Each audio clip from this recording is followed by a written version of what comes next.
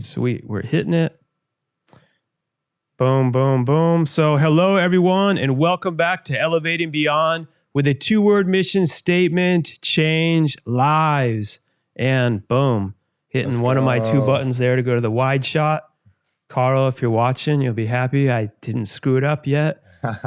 But hey, I'm sitting here with my man, Dr. Jason Worrall. Yeah. I didn't screw it up.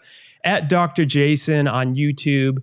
And what's cool is, so my man, Dr. Jason has multiple chiropractic businesses that we'll talk about, one now in Miami, but behind that has built up a YouTube channel at Dr. Jason. I just checked before the show with like 1.24 million subscribers that I saw, has worked with all different types of like high profile, like NBA players. Are you allowed to say, like, was it Logan, Jake Paul? Yeah. I mean, all the stuff's on social media, so it's all out there. Okay, cool.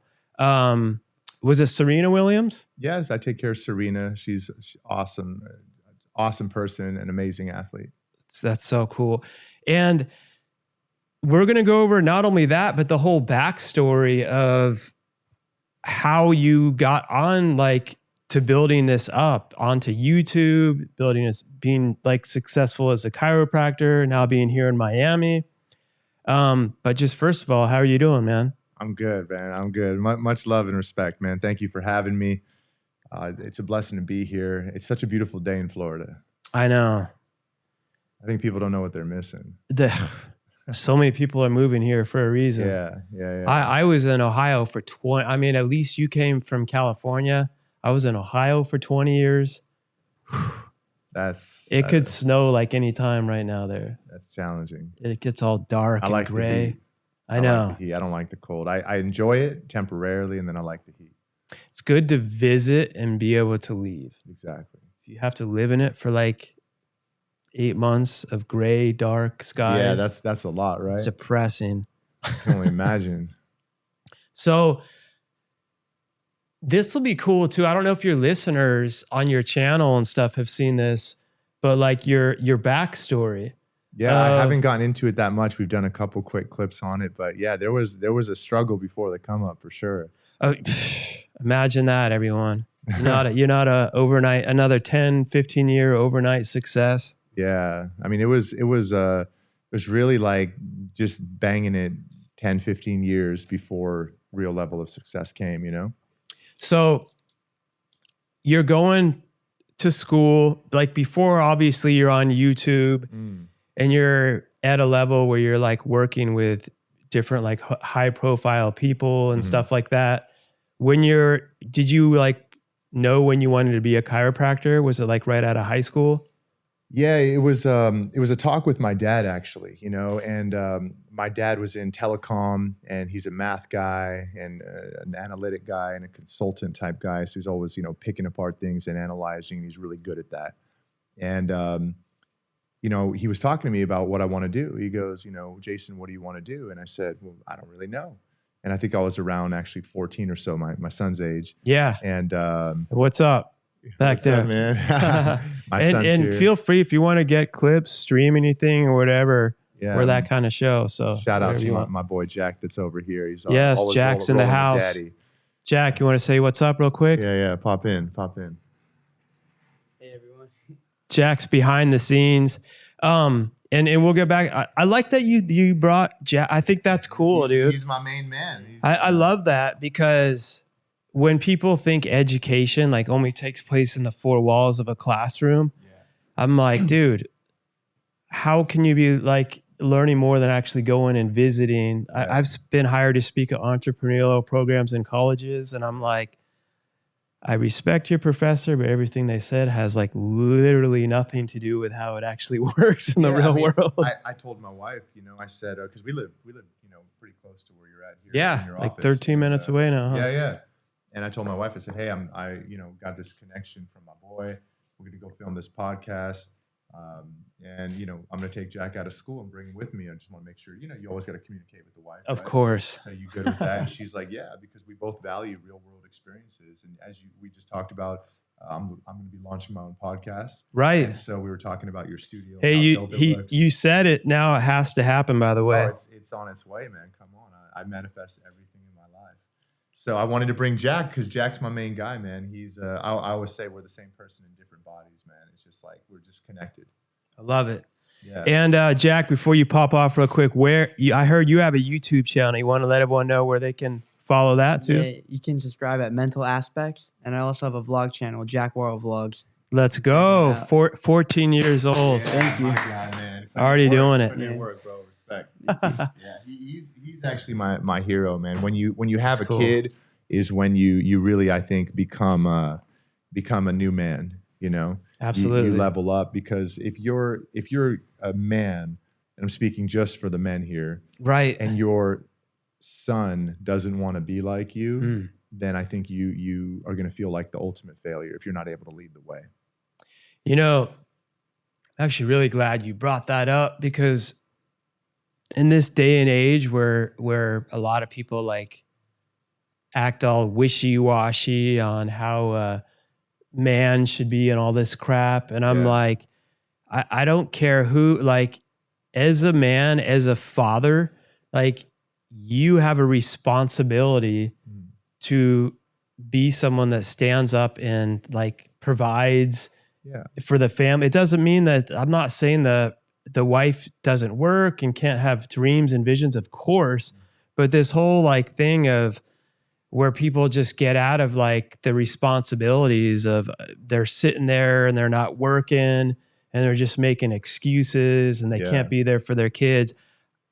I that's just like bullshit. It's like, dude, you stop becoming a boy and grow up to be Yeah. a man. Hey, look, You know what I mean? Yeah, I know what you mean. I had a kid at 18, and I knew I was going to be a good father, and I knew that it was part of God's plan. I knew as difficult and challenging as it was, Mark, I knew, you know what, this is divinely ordained.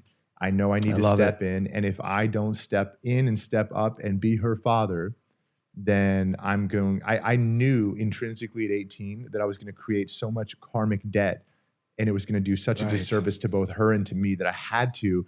And so what I don't get is this: I was 18 years old. I was figuring it out, you know, and I got myself into graduate school at 18 years old too.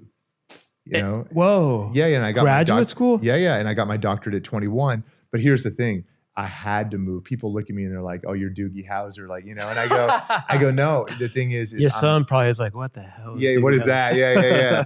But for those of you that don't know, right, it was a TV show about a very young prodigy who was a medical doctor, but he was like 14 or 18 Yeah. or something like that. But I'm very driven, you know, Okay. and so what gets me, going back to what you were saying, is when there's a father who has the opportunity to be in his kid's life and he consciously chooses not to, and it's creating so much karmic debt and just mayhem. It's so damaging On the kid. On on the kid and on him, and people don't realize it. on Whatever him you too. do to others, you do to yourself. I have no respect for, I don't take it. When I started my company, we first got married. We had 2 kids back to back. It was 2007. Wow. Then the recession hit. And everyone's like, you're crazy. You can't. My wife was working the overnight shift. Wow. I would come back from, she'd be like, here's the kids. They weren't sleeping at night. So I'm up all night with them. I'm running I'm building it from the ground. My office was in a barn. So when people are like, well, you don't understand, Mark. Actually, Like, I just can't. I'm like, I just let them finish like after their spiel's done. I'm like, okay. Anyway, like, here's what I had to, nowhere would give me a loan. Like, I just had to work, and I'm there for my kids. And there's different seasons. Like when you're working hard, I went on like a book tour and speaking events, but I make sure that that's like a season, and I communicate with my wife and the kids that it's not like a forever thing, you know, to make sure that I'm also there. That's wise. Yeah, life definitely goes in seasons. I definitely think that's There's something. no perfect balance. Yeah. No, it's there's no such thing as balance, because if I'm grinding at work full time, I'm not giving my best at home. Right. You know, and if I'm giving my best at home, you know, I took 18 months off after I sold my practice in Los Angeles. And to say off would not be accurate. I took 18 months without an office. right? And I was home and I was doing some other businesses that I have and working some other angles and doing concierge care. But during that time that I was super present at home, I was not as present. I didn't have an office, right? I just saw Right. very select Right. patients. So it's more of a balancing act than it is balance. Yeah. It's constantly like assessing yourself in each area. People only achieve balance once they've already made their, you know, their financial and their other career goals, and then they're just like essentially retiring. I think it was Anton actually who connected us. Yeah. What's I up, love Anton, by the way? Who My guy. him and I were talking about this, and I'm all about routine. And I know through your videos, of course, you're very much into health routines. I should have you do some adjustments on me on the thing, but it's funny because him and I were talking about like people love to, once they've made it to a certain level, talk about this perfect routine. Yeah. But it's like when you're totally in the grind, you don't have time to perfectly have. They're like, first 3 hours of the day, I do this. I meditate for 2 hours. I get up. I go. I pick my own tea. I take my 30-minute ice bath.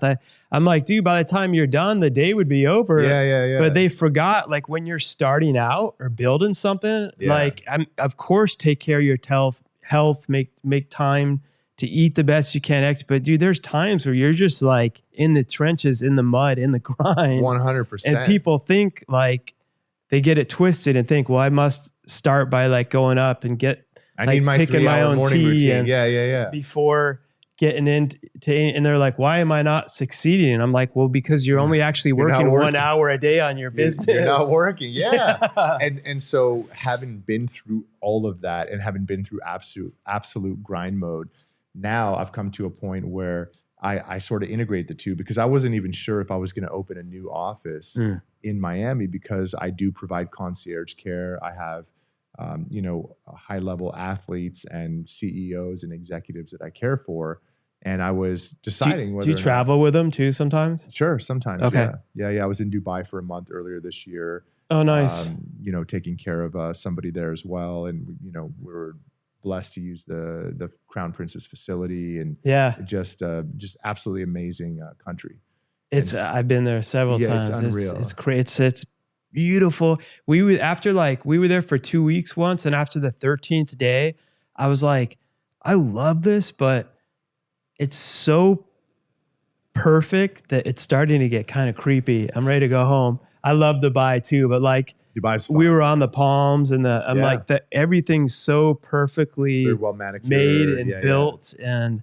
But man, they have phenomenal like engineering and stuff. Talk about a vision. Dubai is beautiful, and they have a really young government and leadership. Yeah. And they're visionaries and they're executors, which brings it back to what we were talking about, is that execution. Right. And so what I've done now that, opening a new business from scratch, this is my 6th office now.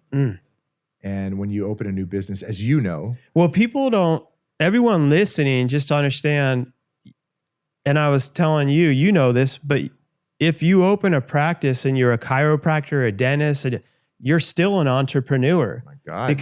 But a lot of people don't think that. Like my own doctor, I had to tell him, dude, you hire people, you need to learn how to fire the ones that are toxic. You need to learn how to build leader. But obviously you get it, or else you wouldn't have been able to build something up and sell it. Yeah. But before all that, then even building like a YouTube channel. But I just want to bring it back to like, you're 18, you're about to have a daughter. Yep. A lot of people would have been like, I can't go to school, list of excuses. I can't. So you're grinding it out. Now, how are you already like in grad school? So at 16 years old, I used to have a lot of self-confidence issues. And I used to be like really kind of like, I was the youngest one in school. And I was just like, I was not happy with my body and the way I looked. I used to be super skinny. And I just had a lot of self-confidence issues. I was never like the popular kid. And so I got into, smoking weed and drinking at a young age. And that actually, people do that to get away. And that actually makes everything worse. Yeah, that was me, man. Yeah, it ended up in jail. Yeah, it just masks everything, man. What it is pain is there for us to learn from. you know, and it's like you touch the stove, oh, that's hot. You learn the lesson. Right. And so instead of going through the pain, I just numbed it for so long. And then what happened was I got to my junior year in high school. I was always the youngest one, so I was like maybe 15-ish. So, and I didn't want to go to school because I just didn't want to. I felt like I didn't fit in. So I cut the first 3 months of school and just didn't go. And then when my dad caught wind of that, he basically slapped me on the back of the head and said, "Get your ass back to school." So I got my backpack and, there was mom and dad's house and they were divorced and we were bouncing back around. But I got my backpack and I go wait by his car and he's like, "What are you doing?" And I'm like, "Well, I'm just waiting. Are you going to take me to school?" And he goes, "I'm not taking you to school. Go take the bus down the street." And I was like, we were very middle class. And I was like, the bus? Like, like I was standing next to dad's Rover, waiting to get in. And I was like, I've never taken, I didn't know what to do. So we went down there and figured it out. And we were like 2 hours late because we had to figure out, the route or whatever. Right. I get down there and I walk myself into the office and I go, "Hey, Jason Worrall here. I need to register and start school." And they looked at me and they looked up my name and they go, "Oh, you can't start. You missed 3 months. You're going to have to repeat the year."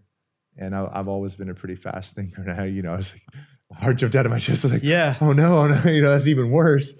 So my brother, who had also gotten involved with drugs and had gotten himself kicked out of school, was in continuation school. And it occurred to me, I go, "You know what?" I go, "Why don't you send me to continuation school?" Because I knew I could then continue and not have to repeat the grade. And so they were like, "Oh, okay, maybe we can do that." And they ended up sending me. And then I went to school from 8 to 12 instead of 8 to 3. And I got so bored after about a month that I started talking to my teachers and I was looking for an opportunity because I've always been a hustler at heart. Right. So I was like, maybe I can take on more work and actually get out of here faster. And here I am. We're always, something I've noticed with like every successful, like truly entrepreneur, I don't personally think I've met one that like fit in the mold with school. Oh, yeah, including it was myself. The worst 2 minutes of my life trying to fit in, man. I mean, I failed high school PE. I think I was a sophomore. I used to think I was stupid. Like I would think, what's wrong? And then now, like I don't say this to like the straight A students, like work for me. But at the time I used to think, I really thought I was dumb. And I'm like, what's wrong with me? And I had my teacher tell me, "Kids, like you should just drop out." And I mean, maybe she was right because I was getting into trouble doing nonsense. But like, I really was believing you're just born into this path of you're smart, you're successful, and it's not made for me. Which, as we know now, is all bull crap. But sorry, go ahead. No, man, you're so right. I think there's that famous Einstein quote: "Is that if you judge a fish by its ability to climb a tree." Something like that, right? Yeah, it's like, yeah. He failed out of school too. Yeah, exactly. And there was, I forget who it was, but there was, I believe it was one of the presidents who, or perhaps Benjamin Franklin or Thomas Edison, who basically got kicked out of school, and they go back home, and the teacher requests a meeting with the mom, or I think they sent a note home, right? And the mom reads the note and basically goes, "Your son's failing out of school." And he goes, "What does the note say, Mom?" Because I don't think he could read, And said, "You're actually so special that they can't even have you there anymore because you're so smart." And the kid is like, "Oh my God, wow, I'm a genius. Yeah, I'm a genius." And she goes, "You're such a genius. I'm going to homeschool you now." And then she raised him up to be, again, I don't know if it was Franklin or Edison or, It was Edison. Edison, yeah. And I read that. Yeah. Wow, and went on to invent like thousands of things, including like light and electricity. Yeah. And failed. It goes to show you the power of belief and mindset of his mom, like flipping the script on that and being like, "No, you're really, really smart. And I think you're too good for that school." Yeah, man. And an important thought flash I just had is like, dude, Elon Musk's teachers told him he would always be staring out the window. They're like, "What's wrong with you?" And they would call on him and he'd be like, "Look at that cloud." And she was like, "What the hell is wrong with this?" Because he's like always was thinking differently. But they wrote a note and said, "Your son has disabilities. He has special needs." With Elon. Yeah, you should check his book. There's a recent one. This dude followed him around for like 7 years. Wow. His story is crazy. I'm gonna have to read that. But yeah, go ahead. Now For having a show, I'm amazing at constantly interrupting. I get too excited. No, man, this is your show, man. All respect, all love. It's all good. We're just here to transmit what we know to others, right? That's what it's all about. Yeah. And so you got so 3 months not going to school. And it's funny because if you think of that now, there's emails, there's phone calls, like the schools are overly involved on the other end. Indeed. But to pull that off for 3 months is actually pretty impressive without your parents finding out. So you're working with you started hanging out with your teacher. And you're I talked to my teacher and I just go, hey, is there a way I can like do more work? And she goes, yeah, there's this thing called contracts. And I go, well, what are contracts? And she goes, well, you take out a contract with the school district and basically you can do multiple classes at once. And I didn't know this at the time, but they told me. So most high schools in a school district have, let's say, a number of units you need to graduate. Like I think it's somewhere around like 240 units for the 4 years. A bunch of them you don't even need of the other ones. Exactly. So the state's requirements are usually around like half or like a little more than half of that. Like let's say I'm just making up numbers. Let's say 160. Right. So they informed me that because I told them, I was like, I don't really want a GED, et cetera.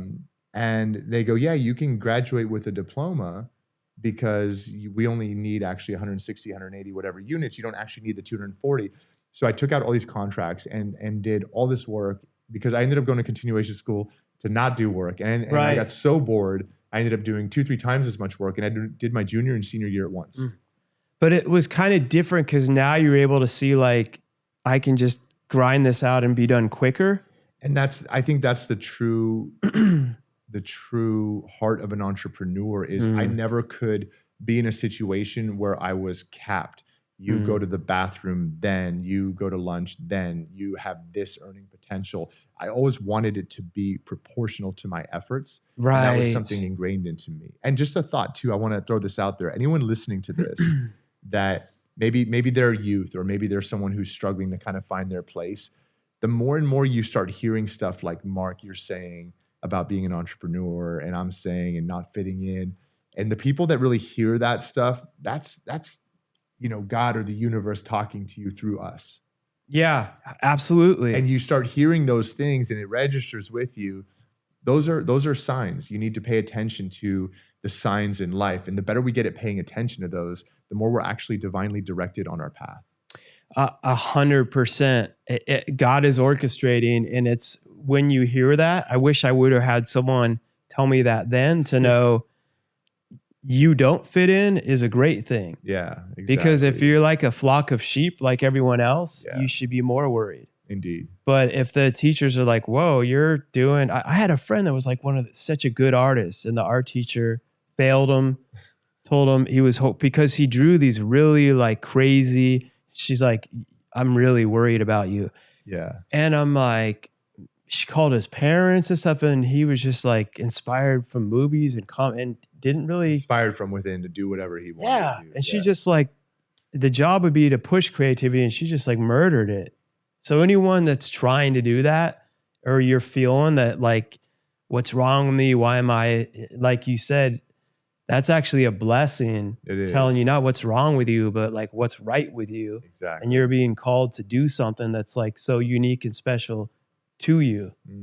Exactly. And it's those same signs. So you asked me about chiropractic, right? And one day, somewhere around this, let's say 14, 15, 16 years old, and my dad, we were having these conversations on an ongoing basis. And he goes, you want to work with your mind or your hands? I go, well, maybe both. And he goes, well, do you want to be like a landscaper? Because they have to design gardens and they work with their hands as well as their mind. And I was like, I grew up doing a ton of manual labor. My dad built everything. I was always in the yard, always, planting things, putting in new grass, weed whacking, etc. So I was like, I've had enough of that for a lifetime. Right. Digging holes, stuff like that. So I go, landscaping's not for me. And he goes, well, have you ever thought about, this, that, or the other? And I, that's not for me. And then he goes, what about being a chiropractor? And I was like, oh, no, it was like It was nothing. It was like a passing thought. So it was just kind of him going through a list and Yeah, it was just kinda like, going what through a about being a list. chiropractor? And then one day he hurt himself. He hurt his hip. And he calls me into the room. He goes, Jason, come over here. Will you pull my leg? And I was like, what are you talking about, Dad? Like, what do you mean pull your leg? Like, what the hell's that? And he lays on his bed and he goes, no, you have really big hands. Grab my leg and pull it as hard as you can, like you want to pull it off. And I was like, like, you know, this, like, I'm not a chiropractor at this point. I was like, what are you talking about? Yeah. You know? How did he even know? Yeah. what He to said tell my you? chiropractor, I went to my chiropractor and he pulls my leg, but I couldn't get an appointment with him because my dad had a hip issue. Okay. And so I now I'm like, okay, let me see if I can pull Dad's leg off because he's giving me permission. So I might as well have fun with it, right? So I grab his leg and I pull and it goes pop. And he gets, oh, that's so good, the relief. And I was like, okay, cool. Like my work's done here. And he goes, you should think about being a chiropractor. And then boom, it was like passing thought, you know? Yeah. And then that, no thought again about it until a couple years later, I got in a car accident. My girlfriend at the time was driving. It wasn't even a gnarly car accident, but it was enough that we got this kind of sideways back and forth whiplash. My neck was hurting. I couldn't sit still. I was, you know, and I was actually in college at that time. I was working full time. I was in college full time. I'd graduated high school. I was a bank teller and I'm shifting and I couldn't stand still at work. And she goes, we should go to the chiropractor. And I'm like, nah, like I can like pop my back, watch, like, right? You're like, you know? well, chiropractors. Yeah, like those people why? are I fake. didn't understand the relevance. Like, why do you want to take me to this place? I don't even know what it is. Yeah. And like any woman, she persisted. Yeah, right. And I went, and when I went, the chiropractor recognized me. He was like, Jason. And I'm like, and he pulls up my file. He's like, you used to come here with your mom. I had been adjusted like 2 or 3 times. Oh, wow. When I was like 8. Whoa. Yeah. And I crazy. went, wow, this place actually looks familiar. My mom had been there to get adjusted for care. And so he adjusted me, and you know, that kind of started the whole thing. Wow. Did he like mentor you at all, or was he it? ended up becoming a mentor to me? So That's crazy. See, that's the whole like God is orchestrated. yeah, man. So he adjusted me. It scared the crap out of me my first time. He showed me my X-ray. He goes, "Your neck's out of alignment. We're gonna correct it. I'm gonna put my hands on you. We're gonna adjust. You're gonna feel the movement, hear a noise." Boom. He adjusts me. I'm like, "Oh my God, is my neck still attached?" But all of a sudden, my range of motion is massive. And 2 weeks later, after starting care, Mark, I didn't tell this to him because in my mind it was irrelevant, but I had massive allergy and breathing issues. I couldn't think clearly. I was struggling. They wanted to put me on Ritalin. Right. And I was struggled my way through school. All of a sudden, it was like the veil was removed. I could think clear, could breathe clearly. I wasn't like all the time, you know, stuffy constantly. And I go, does this have anything to do with the adjustment? And he goes, yeah, because your cranial bones, your skull bones, they moved. It's like a closed kinetic chain, like the gears on a watch. And when the neck is out of alignment, the skull bones can get stuck and then the sinuses don't drain. And he goes on to explain all this stuff and the 2 nervous systems. I never knew any of. Yeah, I know what you're saying now, but I never knew that from watching your videos, I never knew that. I think I've only been to a chiropractor like once, and it was like a generic one in middle school. Yeah. And like seeing at the level that you do it and stuff. And I had seen how it like helps with sleep. Dude, I seriously had no idea. Chiropractic is amazing when done well. When done and well. The problem is it's kind of like, you know, going back to this thing about like a lot of men these days, you know, not stepping in, and women too, men not stepping into their character. Right. And I don't mean, I'm not talking about, you know, being masculine or feminine, but I mean just taking ownership in their lives. Right. Accountability you know? and Accountability, stuff. yeah. So a lot of chiropractors, they really don't take accountability for how powerful our profession is. And when done well, I mean, I can't tell you how many, you know, professional athletes and celebrities I've adjusted. And when I adjust them, they're like, what was that? Wow. And I go, that was an adjustment, specific scientific chiropractic adjustment. They're like, I'm never gonna have had to come that. in. Yeah, man. That's crazy though, because like even with ADD and like having like mental clarity and Well, it's all and nervous system you related. don't think about, but man, that can be really helpful to me. It's all nervous system related. And what happens is you get kids these days that they sit there in the morning, they have a bowl of cereal, which is like sugar. Right. Right.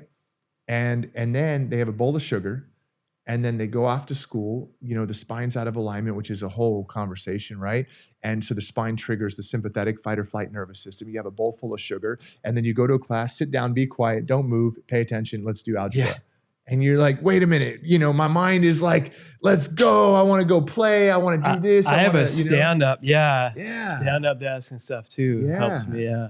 So chiropractic deals with the nervous system and connecting man, the spiritual, with man, the physical, through the spine. We align the spine and the mind to connect you with divine. The spine and the mind.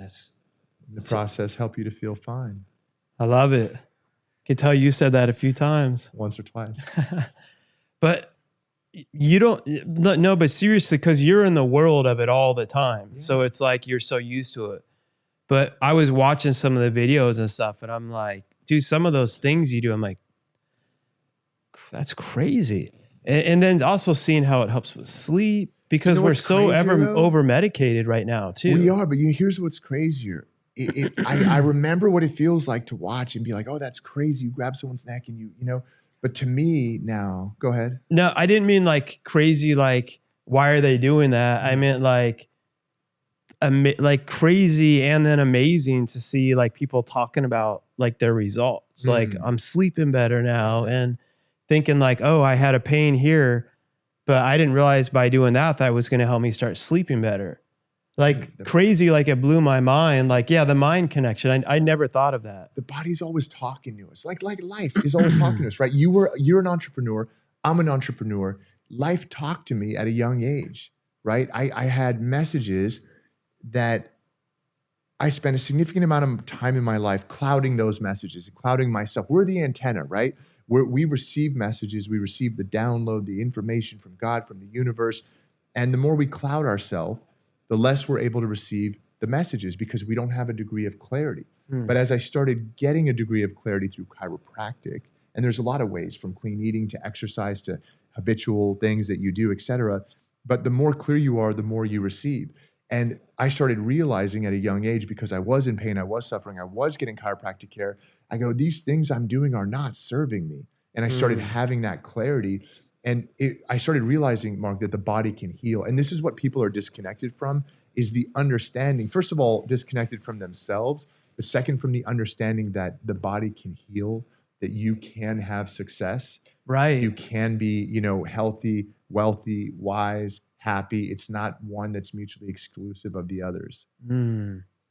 I like how you intertwine all that in. But it's all intertwined. Because it is all intertwined. It is all intertwined. But a lot of people I wish I could take credit. that aren't pros act like it's not. Exactly. Yeah. People want to segment and fracture things. And that's, that group consciousness is a hallmark of a lower vibration, right? Them versus us. Like, no, it's we all bleed the same color. Right. So people want to segment and fracture things, but it's really your health is intimately connected with your relationships. Absolutely. Right? Have you seen that Blue Zones on the TV, right? Netflix. It talk about the people that live the longest, and it's the food, and it's the activity and the exercise, and of course the relationships. The community. Yeah. So your health is related to your productivity, right? So many aspects. And your relationships, and weeding out the toxic ones, by the way. Of course. Just like you adjust your body with chiropractic, you also have to adjust yourself to weed out and toxic people that are sucking the life out of you, That's the whole energy. Reason, brother. So I've been practicing almost 20 years. And in the past couple of years, I've even gotten into coaching people, because there's such a transformation. So many people are living like imagine a lamp, right? Like, imagine that lamp back there, and you throw a blanket over it, right? And so many people are living kind of dampened. Yeah. Yes. Oh, right? God, yes. Yeah. And what they're just like making the movements. Yeah. And what on autopilot. Yeah. And what they do is they're like, we got to turn the light brighter, and more power, more energy. And then they start burning out because they're pushing through life so hard. You actually have to take the blanket off. Learn how to take the blanket off. Learn how. Big time. And I had to learn how to do that for myself, because I would always dampen myself. And when you're in toxic relationships, or you're surrounded by toxic people or toxic situations, Right. many times people are not empowered enough Right. to simply say, this does not serve me anymore. Yeah. I love myself too much. And that's a process. Like, Oh, and you were saying in 100%. your younger years, like battling confidence and stuff. Massively, yeah. It's easier to even get pulled into those more so because it's like lacking the confidence to be like, hey, screw this. This is unhealthy for me. I'm out of here. Well, what people don't realize, Mark, is that we are formed by our habits. And when you don't have confidence and you're looking for, or it could be anything, you're in a bad relationship, or you're not being the good person in the relationship, or you're in a self-awareness. Yeah, it's just self-awareness is low. Any situation you're in and you keep repeating bad habits, Right. you actually trap yourself in that position. And so really, it's through building habits that build ourselves that we're able to transcend what holds us back. And that goes for the spine or the mind. I love it because I ended up going to school for psychology and we're specialized in brain physiology. And then I was going to go to grad school. I didn't want to. Then I started a company, thank God. Yeah. So I'm always was so fascinated with the power of like the mind and the body, but then you mix it all together. It's all connected. And so watch this. This speaks to what you were saying, because I was studying psychology and I was going to be a psychologist. And then once I saw that there was a lot of research and statistics and analysis involved, I lost interest. I go, statistics was like one of the worst. Yeah, classes. I go, this isn't for me. I want to talk to people. I don't want to crunch numbers and do research papers. And of course, becoming a chiropractor, I had to do a lot of research papers. Right. But overall, it's a good thing to say. You got to do a lot of what you hate to do what you love, by the way. You do. But people you don't love talk your about bigger that. purpose of what you're doing. Exactly. Yeah. When my purpose is bigger than my problems, I win every time. Yes. Well said. That's a great affirmation for anyone out there needing it. Yeah. Say that one more time. When my purpose is bigger than my problems, I win every time. I love it. So speaking of winning, you start your practice, and then at what point do you start a YouTube channel that gets over 1 million subscribers to now? Because you said before that you kept looking for someone to like give you that one connection. And I know a lot of you listening may be thinking like, if I could just get on, it used to be like, actually, my dude, E.T., Eric Thomas, they used to think, or like if we got on Oprah or if we, and then they had to learn like, no, just put your head down and keep grinding and you'll find it like along the way. But a lot of people think, and the younger me used to think it was all about who you know and what you know. And now we know all these people, but what people don't comprehend is it's because we work through the levels that like at each different level, you connect with others that are there that can respect you at that level. Yeah. And sometimes you think it's like, God, why are you not doing this for me yet? And he's like, actually, I'm going to, but you're not ready yet. And I'm like, oh, thank God I didn't connect with that person until I was at that level. Because I wouldn't have even been at the level of understanding. Yeah, I would have been more of a fan than like a connection and being able to like discuss business and had like reciprocity to like bring into it. People don't know their value and their worth, but they also want their worth to be assigned to them. The worth comes from the work, right? And people want to have this value and this worth, and then it becomes this whole kind of esoteric self-worth conversation where they're like, well, I'm valuable and I'm worth it. But the thing is that the worth comes from the work. So of course, every person is valuable. But if you haven't done the work to instill the worth, it's not that you're not valuable. Right. But you will by default have a lower level of self-worth. Right. There's just no way around it. Right. But that's... So it's not that you're not valuable. That's actually meant as it's a trigger to get push you to... Yeah, to it's push you. It's like a survival tactic. Yeah, exactly. I tell people... I've talked to some people that are like, Mark, I'm 24. I'm living on my mom's couch. I'm unemployed. I drink. I'm worthless. I'm depressed. And I'm like, number one, I'm glad, like if you were feeling happy about life right now, I would be more worried because, and I'm not saying that depression and stuff is real, but I'm like, that's actually telling you God has way bigger plans for you. And the reason the things suck right now and you're not feeling that sense of value is because you earn it. Yeah. Well, my mother is mentally ill, and I mean severely mentally ill. Okay. So I have very little patience for people that claim to be mentally ill or claim to have chemical imbalances, unless you really, truly, actually have a chemical imbalance. Because my mother was homeless on the street for 10 years because of a chemical imbalance. Right. And I mean homeless. Wow. Carrying Nordstrom bags with her, walking on the streets of San Francisco, sleeping on the streets of San Francisco. And when your mother looks at you in the eye and asks you if you want a blowjob. How old were you? At that time, I was in my 20s. Oh, shit. That's when you're like, yeah, mental illness is real. Because it's not my mother speaking to me. Like of course it's my mother, but it's mental illness. There's a true chemical imbalance. So that's when you know, like, that's when you know, like, so when you're depressed and you're on your couch, I'm like, when you're like sad, you're sad. Listen up. It's like you're sad. You're not depressed. You're sad. Yeah, but your body is talking to you. Your physiology is talking to you. Now, look, if anxiety is a future imagined emotion. Yeah. Guilt is a past remembered emotion. Regret and guilt are our consciousness guidelines for how to live our life. And anxiety is a future imagined emotion, which is telling you, it's speaking to you that you're not prepared enough, you're not facing the right direction, you're not doing the right things. Yeah.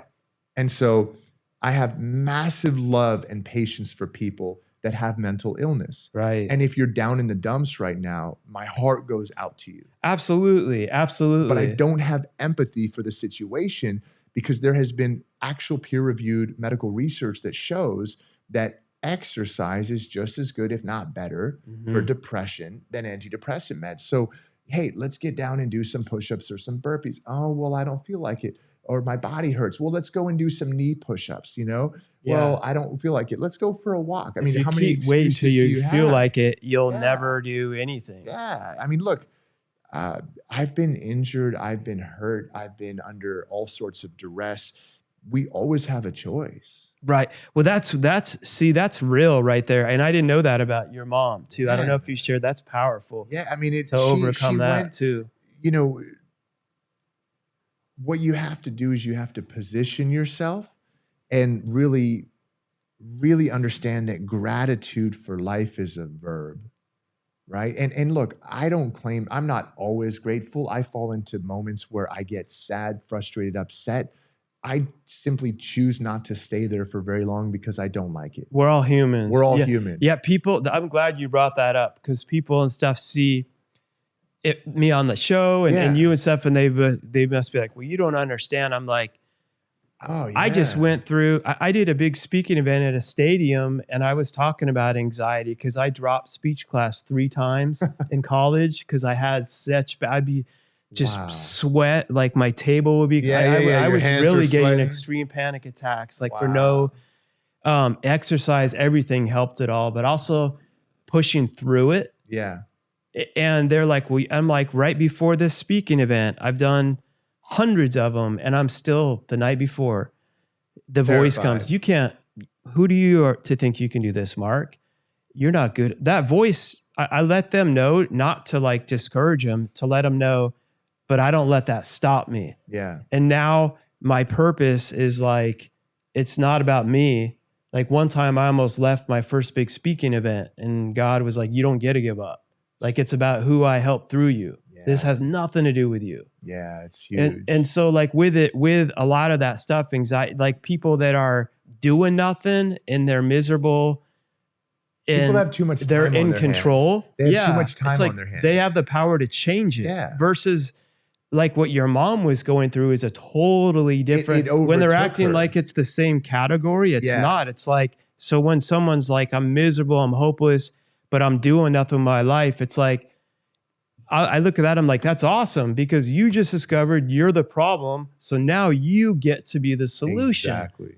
And no one wants to say that in this day and age because they're afraid they're going to offend. And I'm like, I'm speaking the truth from what I went through, and I'm just here to help. And I'm talking through my own experience. I went through that. And I had to have that wake up call. Like, I'm the problem and I get to be the solution. And this is, I think, the entrepreneurial like mantra, right? Is understanding that. And you've embodied that. I mean, you're a very successful entrepreneur. And what I want to say, and this is actually something I got to give credit to my wife, because she is the one who really kind of brought this concept to my mind. You know, my wife, Sarah, is an amazing human. And she has guided me so much on my journey. That's awesome. awesome. She's essentially been, we've been married for 15 years. Congrats. She's essentially, thank you, because she's actually a coach as well. Oh, nice. And she essentially was, I tell her, I said, I'm, one of your biggest clients, because that's so cool. She's she should have a show. 100%. Yeah. We're working on that right now. She's really led me, she believed in me when I didn't believe in myself. But what I want to get back to is that, which is an important thing, by the way. Oh, it's to have massive, a spouse man. that does that. Oh, it's massive, right? Because to be married to an equal entrepreneur isn't easy. There's because we're in it, and we're in the trenches. We're fighting. We can't, like you said, we go through worry like everyone else. Yeah. We just learn not to stay there. But there's times I'll come home and I'm like, honey, it's all coming down. I'm exhausted. I'm done. And they help you snap out of it. Yeah. And they help you to realize there's no one else you can like release that to. And they help you to realize that your business isn't everything. There's life beyond the business. But I want to just say this, that with a spouse, it should be 1 + 1 = 11. Right. It should not be 1 + 1 = 2. Otherwise, what are you doing? Yeah. But what she taught me, Mark, was this, is that everybody has a choice and people choose to be lazy. And this is so powerful because, I'm this and I'm that. Well, okay. I remember a time, Mark, where I was with a woman that I was married to for a very brief amount of time, right? And it was about a year, a little less than a year that we were married. And she was a wonderful woman. I wasn't in the right place at the right time in myself to be married. Right. How old were you again? I was 24 or 25. Okay. And I made a choice to focus on my work. And one day she left me. And, it was the best thing that could have happened because, I moved on with my life and her with hers. And when she left me, I was so devastated. So imagine this. I'm a chiropractor. I'm in between patients. I'm crying. Yeah.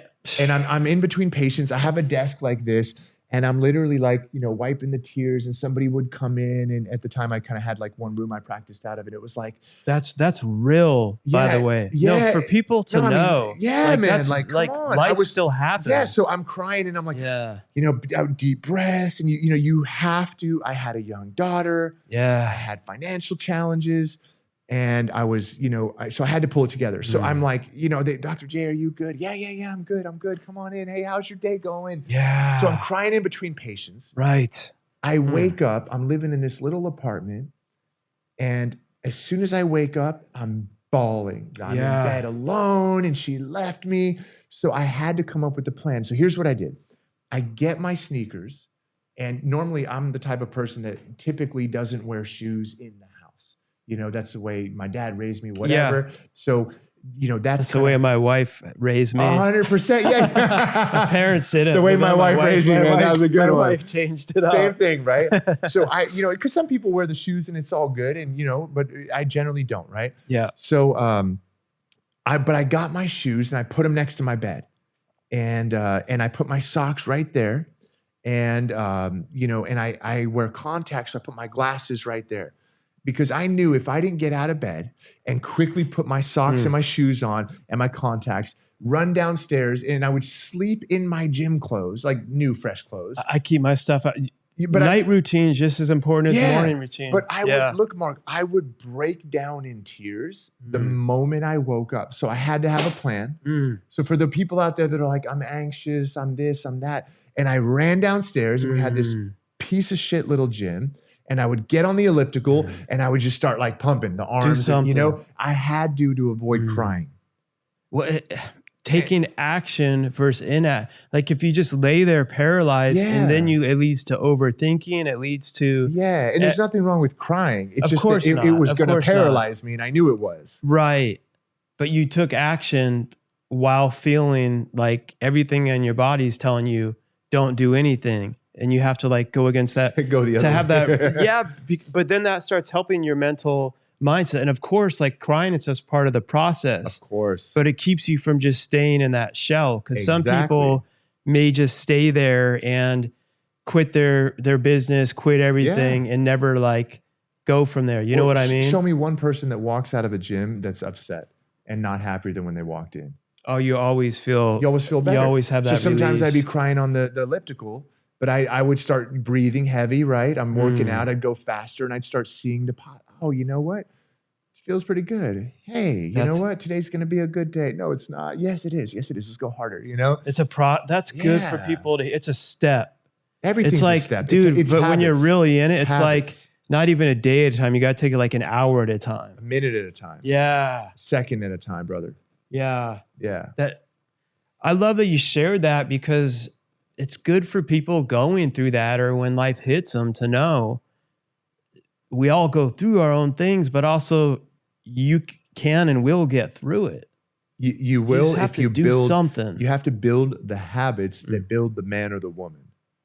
Right. You have to, because if you don't consciously build the habits and consciously create your life, you will subconsciously form habits that subconsciously form your life into what you think about and what you have already inputted to your subconscious mind. Right. Through, your teachers, your preachers, your The people you watch on news. TV, the news, and your life will be a result of everything that's subconsciously programmed into you. It's so true. Rather than a conscious program. So true. Like listening to stuff like this. 100%. A podcast. If the news is playing in the background and stuff, and I'm go to my parents and they have it on, I'll start feeling more and more anxiety. I'm like, what is going on? And I'm like, I've been there for a week and the news has been playing, and I'm not used to. I don't watch that crap anymore. Isn't it wild? Yeah, it because it's all fear porn, and it just is made. Yeah, and we have to be very selective with what we allow into our mind, and of course, be informed and et cetera. But we have to be selective. Of course, yeah, we have to be selective. So how does it go from there to?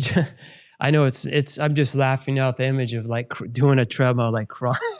Was there anyone else in the gym? You're like, no one else was there. Thank God. I'm an early riser, man. But it was rough, man. And I would come home from work too, and I would be in my dress clothes, and I'd be in my dress shoes, and I'd be on the elliptical again because I was dreading going into my empty apartment that I was used to having, a woman there with me.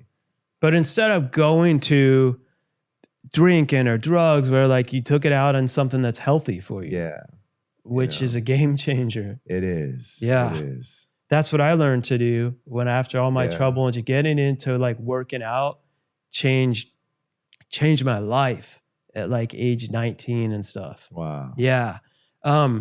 So how do you then go from there to where to start thinking about like starting a YouTube channel and everything? So the YouTube channel started, this is important, is that a lot of people do things to make money, and we all have to make money and survive and have some sort of a career, a contribution, a profession. I started the YouTube channel because I was tired of seeing people that came in. I went over their x-rays with them and they go, how come nobody told me this? And so one day I had one of those little flip cameras where the USB port flipped out. You remember that? Yeah. Because you used to not be able to just upload from your phone. Your phone didn't have a camera. Yeah. Like this was right when iPhones came out. So yeah. It was like literally, actually, this was a little after iPhones came out. But you had to record it separate, upload it. Yeah, it was a whole process. Yeah. So I pull out a flip camera one day. I hand it to my office manager. And I was actually adjusting, one of the docs that worked with me in my office. And I go, hey, film this adjustment. And I uploaded it to YouTube. At the time I knew, YouTube, I got to have a YouTube channel. I wasn't sure why. I heard about this new thing that came out. And I uploaded it. And I think it got like 5,000 views in like a couple of months, maybe. Yeah, yeah. And that was a lot back then. Dude, That was just starting off astronomical. too. I mean, yeah. that would have been like getting 100,000 views after like a couple months today. Right. Still, I mean, there's a spectrum, right? But it was a lot. Right. And I was like, whoa. So then, you know, there was no rhyme or reason. We would just put up a video. It was no real editing. You know, it was just like the video was the video, whatever it came out That's how as. everything starts. Yeah. Like you figure, because you see it now with like over 1 million subscribers, all this stuff. Yeah. People think it's just like hearing this. People don't see. You start not knowing what the hell you're doing, but with a purpose, and you figure it out. But nobody wants to be seen at the bottom. That's along why the nobody way. likes starting stuff. You know, it's like, you know, I train in jiu-jitsu and I'm still a white belt. And like, I'm good with that, you know, and I roll with, you know, everybody in the whole spectrum, black belts and blue and brown, everything. I don't care about the belt. That's cool. You know, but some people really care. And it's usually the younger ones that care, that are the more aggressive ones that end up getting hurt with. So when you were looking at who's my connection and stuff, like I want someone to like, why am I not making it big or whatever? Were you already having this vision of So like that was at a almost point being where, like a celebrity chiropractor influencer, or was that not even like a thing that existed? No, that wasn't yet? even a thing, man. So basically, my wife was always speaking life into me. And I've always been someone who speaks life. But I was in Northern California, had an amazing practice. I had a bit of a glass ceiling. I couldn't seem to grow my practice. I was seeing a couple hundred patients a week. I was seeing a lot of people, but I didn't know how to charge properly for what I was doing. So I was working really, really hard for my money. And I had a glass ceiling. You know, I couldn't seem to get past a certain level of monthly collections.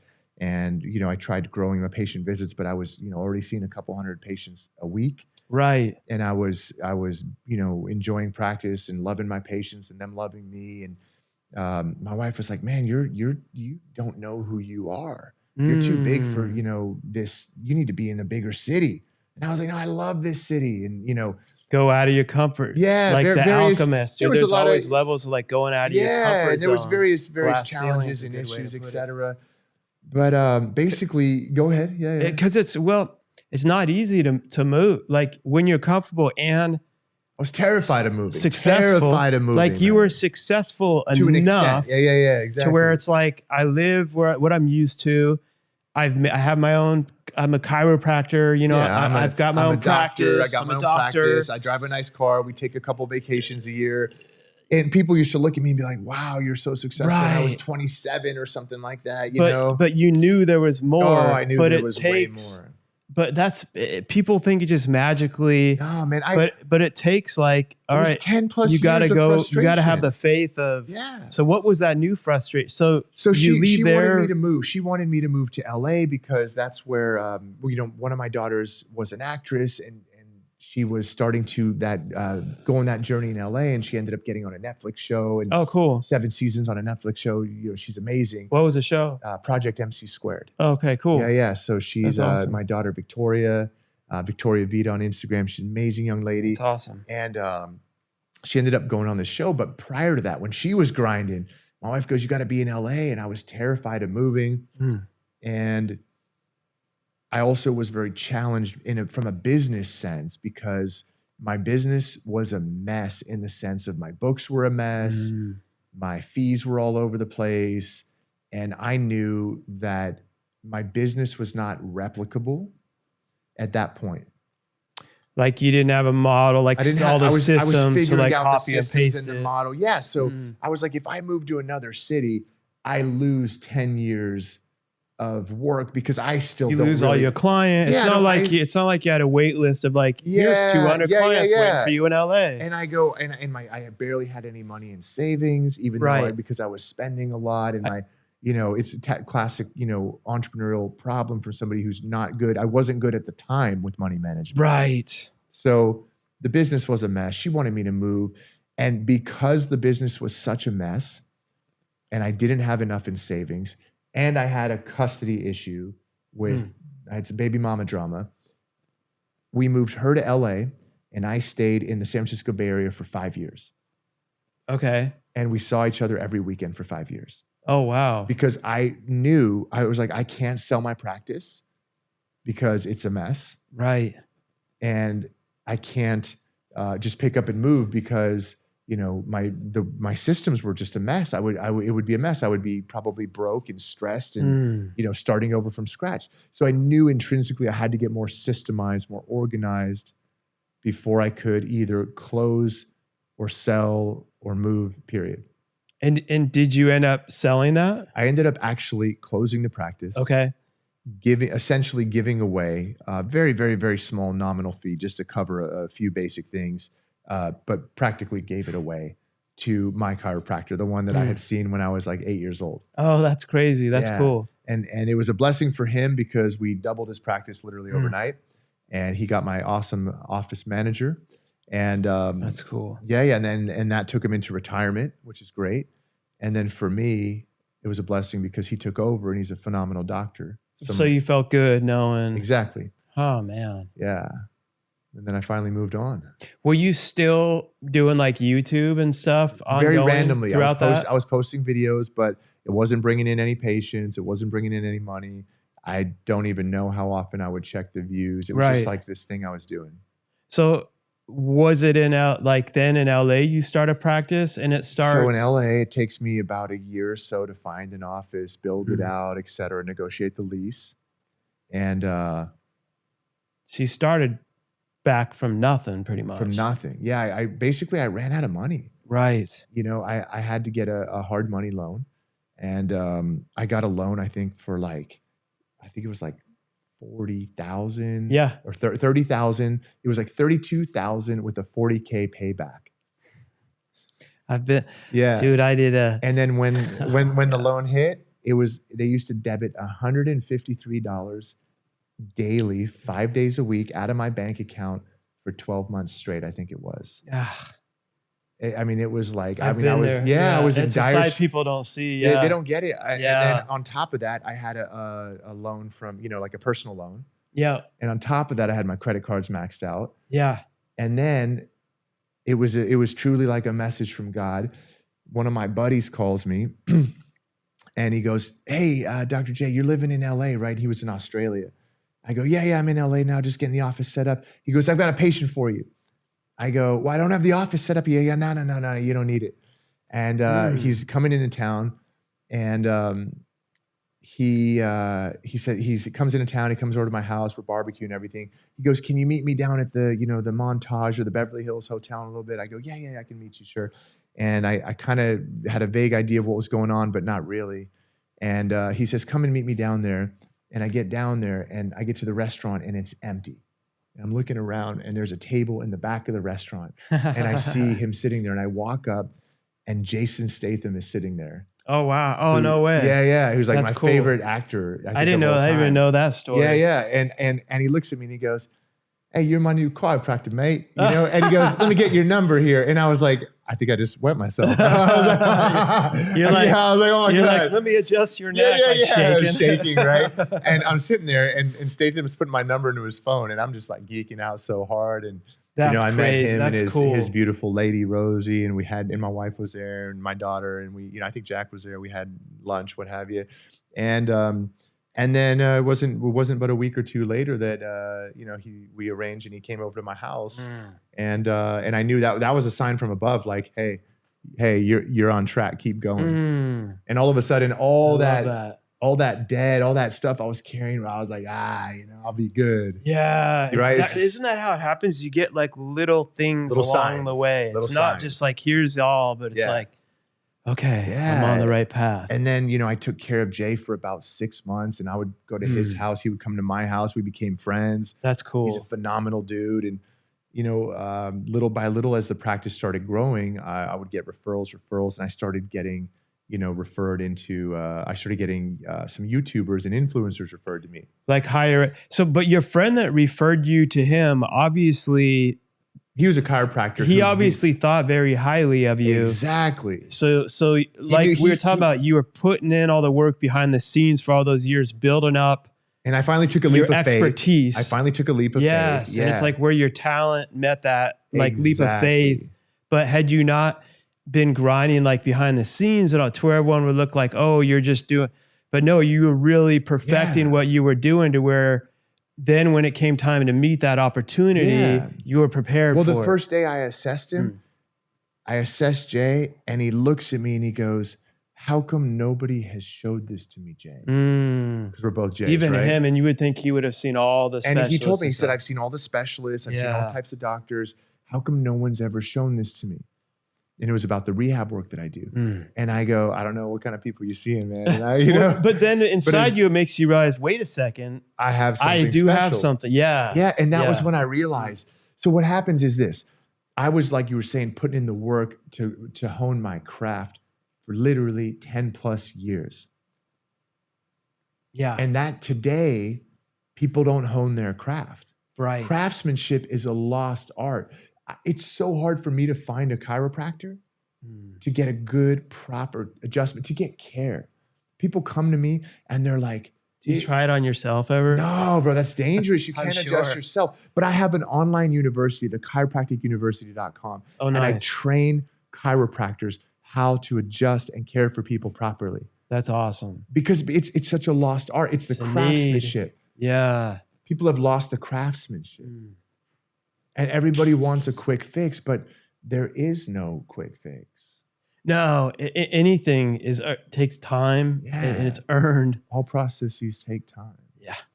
So that's amazing though. Like just here, I don't know if with all your listeners and stuff, if they've heard all this part of your backstory. This is why I'm this will be starting cool a podcast. for you to be showing I've on. never really talked about the backstory, maybe here and there. Yeah. Because it's you're sharing all your techniques, of course, but like people hearing the story behind the story, it's always so much it's hustle, inspiring. Man. So much grind. Yeah, brother. Thank because you. it's easy to see it and even judge like, well, he doesn't get it. He's never had to go through what I.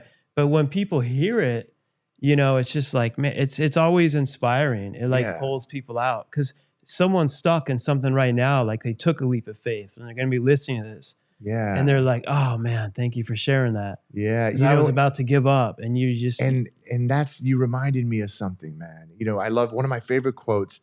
Plato says, all learning is a recollection. And what I've learned is that anytime you see a trait or a quality or characteristic in somebody, you too own that characteristic. So if you look at somebody and you're like, God, what an asshole. Well, you can be an asshole too. So can I. Everybody can. It's true. It's sure. You cross my values, if I cross your values, etc. And people need to realize this because similarly, if you look at somebody and you go, wow, you know, Mark's created this level of success. He's got this business, all these employees, and he's got this podcast, and he's got this, you know, social media following, and he's written a couple of books. Look at this, man. You know, I look at that. I haven't written a book yet, and I'm like, wow, you know, like. If Mark can do it, I can do it. And anyone listening to this needs to know, if you see something in me, if you see something in Mark, you too have that inside you. Yeah, let it inspire you. Versus, people don't realize that when you're a hater, it doesn't hurt the person you're hating on. It only I've never met a hater ever that was doing better than me. 100%. It never comes from above. People at another level want to see you succeed. And people that like are truly making it, we're here to help, and like it's reciprocity. And like my friend Billy that was on the show, they're going to be going public, and I'm like, dude, I can't wait till when you hit that billionaire spot and we're at your party, I'm celebrating with you, not out of like, oh my God, you're a billionaire. I'm like, to know you've done it. And it's also inspiring to know something about getting closer to someone else doing other things. You absorb that. If you put and the your next hand thing in you a pot know, of honey, like you touch these books, you're gonna have a book out within 100%. A year. You put your hand in a pot of honey, you're gonna take it out. It's gonna be dripping honey. You can't touch somebody that's inspired and not leave inspired. Yeah. And that's a great mark. It makes it more real. And then when you see they're more real too, like, oh, they struggle like I do. 100%. It also makes you realize, man, I can do it. Because a lot of times we put these people on a pedestal and think, well, I can't do that because they don't go through what I go through. When you realize, no, everyone does. And nobody deserves to be on a pedestal. Nobody deserves to be below you in a pit. 100%. We should all be always in our heart. And for someone listening to this, equal. Yep. 100%, brother. And for anyone listening to this, a great way to know somebody's real level of success, because success is not determined by your car. It's not by this, all this stuff. You could be going bankrupt. 100%, Yeah. man. But really, if somebody reaches down to help you up, that doesn't mean hand out free money. It doesn't mean just, but it could be that they make the time for you. And I've had a lot of people come to me and I can tell right away when somebody's wasting my time, and I can tell right away when somebody is an asshole. Yeah. They're going to ask me, they're not going to take action. So that you have to really discern what I'm saying is that a true mark of success, I think, is when somebody will help you, but you also have to be in the right place as the student.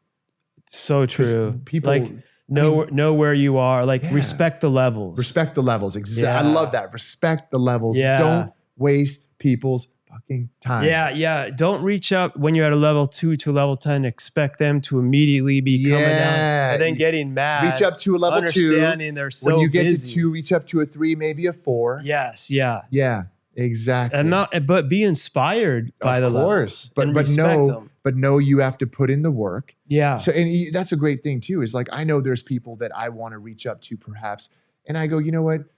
I'm going to wait until I have something to offer them, But always be prepared. And I'm not saying to turn down, like with that opportunity that you had, to be like, oh no, I can't do that. I'm not. It's like, dude, if level 10 reaches down to you, I was prepared in my craft. You were prepared. You were a level 10. Yeah, I was a level 10 in my craft. In your craft, yeah. So you don't have to be a level 10. So if you meet true. a celebrity that's an actor, right? Or I don't play tennis, right? Right. But I take care of Serena, but I'm not good at tennis. Right. But she's not a chiropractor either. Exactly. So she's a 20 out of 10 in her field. Yes. Right? And I'm able to, okay, I'm good at what I do. You're good at what you do. Let's talk shop. Yeah. Damn good at what both of you do. Blessed, brother. It's a blessing to serve in any capacity. Yeah, I've heard she's really cool. My wife has had a couple run-ins with her. Yeah, she's a great gal. Super good conversation. Super humble, joking with each down other. to earth. She's funny. She's funny as hell. They got along. They were like joking around. Serena's about a lot so of stuff. funny. She's They're both so married cool. to white guys. They were joking about it. and her husband too, Lex. He's a gem, man. That's cool. He's a sweet guy. Very successful entrepreneur. Many times taking the time I've discussed business ideas with him, bounce things off of him. Really cool guy. That. Yeah, down to earth. And see, that's an example right there. People that have made it, when they see you're really doing stuff, they're not going to be like, oh, I'm not going to share any. They're happy to share. Totally. It's that abundance mindset. Yeah. Because like they want to share. When they see someone hungry like you, that's like wanting to do it, versus someone that's just a leech, like how can I just bleed them out? Like they're happy to share. I'm happy to mentor and help others that I see are really pushing it and wanting to do it, and it's that whole, that's the Gary Vee mentality, is like, you got to stay in that 51-49. Yeah. Always giving more than you're taking. Yeah. And for the people listening to this, look, again, I'm no saint. I get into moments where, I'll be at home and my wife's like, man, like you need to like pick it up a little bit. And, there's always going to be a time where you're never perfect. You're never perfect for all the cool things that, we can say, and the quotes and the things we talk about. There's always going to be faults, and there's always going to be times when we drop the ball. But the goal is to have that foundational level of understanding that I want to give more than I take. I am a producer more than I'm a consumer. Yeah. Yeah. And you're going to have failures, and being an entrepreneur, being out there on social media. So people don't get that. That's just a whole lot more people to see you fail, screw up, and also it's a whole nother business. It's my wife. It's so funny because she's been coaching high level people for years, executives, wealthy executives and successful people, and she's only recently gotten into social media. And she's like, man, this is, and she watched me. I call it the social media grind. I'm like, dude, people don't. She's like, this is a lot of work. Know behind the scenes how much work it is. There was quiet work going. Oh my God. People don't see that part. They see the 5 minutes on camera. I'm like, you guys don't see like the 10, 20, 40, 50 hours in the dark of just literally scrolling. Answering messages at midnight. And I know. Yeah, it's crazy. But 1 million though, when you get there, that's a whole other level. Well, for YouTube, it's been a big blessing because we started growing, and I I intrinsically became known for three things. And this is why I grew so much. I became known for my adjusting skill, which we talked about. It's that 10,000 hours of mastery. And I say that with a humble heart. There's always somebody out there that's better. I'm always looking to improve. On a competency level, though, I do have a high competency. So you just kept posting like on YouTube, or did you start thinking now with some of the celebrities there's I'm a with strategy. There's definitely a start? strategy. Can I start adding you guys into my post? Like, Well, did you start? A lot of times celebrities are really private. Of course. They don't want to be on a YouTube blog. And they don't Whereas want you some being of them- like, hey, what's up? Yeah, I'm yes. your chiropractor. Yeah, Like, and some dude, of them just do. treat me like a human being. Like, Yeah, some of them do, and some Right. of them don't. Some of them are cool with the social thing, and hey, let's take a pic, etc. Right. And some of them are like, you better not even bring out your phone. Right. And you have to respect and understand that going in. Of course. And the truth because is, you're a pro. You're coming Yeah. in to do what you're. I'm a chiropractor. That's Yeah. right. And the truth is, I don't actually care. I'm cool with it either way. Right. I'm there to be their chiropractor. Right.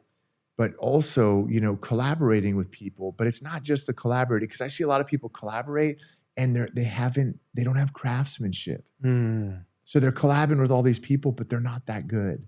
Mm.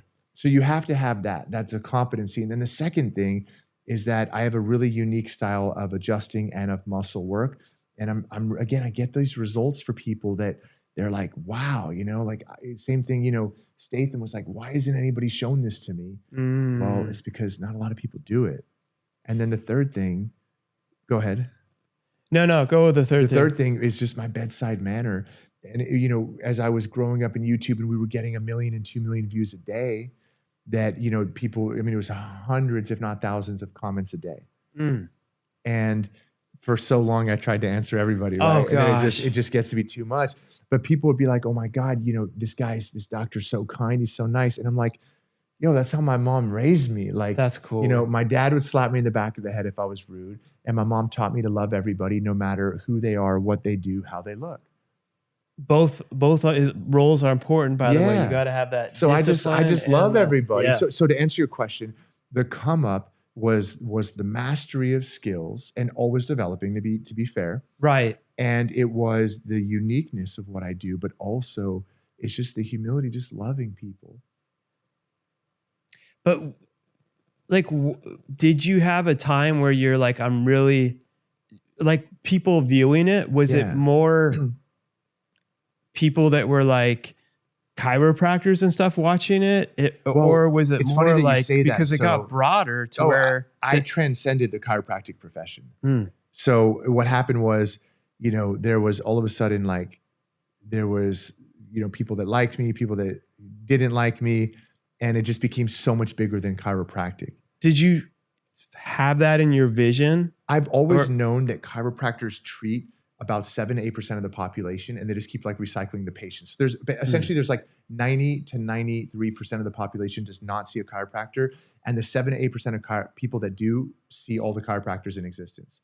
And I always knew, like, why would I? It's not that I don't want to take care of you because you've been to another chiropractor, but I want to see and reach the people that they don't know this.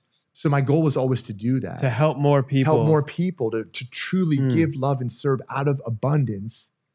And you just figure out the how along the way. Yeah, and I started collabing, and it was when I finally got, I remember Jake Paul became my patient, Right. and I get to Jake's house, and Jake's a cool dude. He helped me to level up big time in social media because I used to be in his vlogs, and he used to be in my nice. vlogs, and he taught me a lot about social media. I bet you he taught you a lot. He taught me a lot Dude, about they've social put media. in so people have no He's idea one of the how OGs. much work they have and Logan put too. in. Logan's the homie. Yeah. And I used to go to each of their houses and take care of them. I was 2-3 times a week for several years, and they each taught me a lot, and they each had me in their vlogs, and they were also in my vlogs.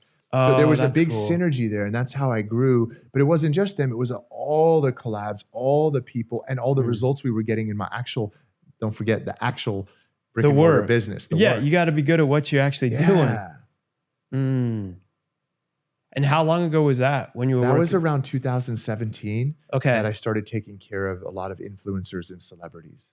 So then you had a practice there, like a building, or was that more still going to houses or a I had a combination? full-time practice. Okay. And then I would leave my practice, And then I would start my evening house calls. And then it got to the point where my lunch breaks became house calls. I'd be at Dwayne Wade's house for lunch. And then I'd be at like Jake or Logan's house for dinner, you know? That's cool. Yeah. That's really cool. I even, you know, Jake's mom and dad even became my practice members, you know? That's awesome. And they're great people, great family. Are they in, so talking with leadership, like real quick, and building your practice up to where you get it to a point to sell it. Because obviously now you're in Miami. Yeah.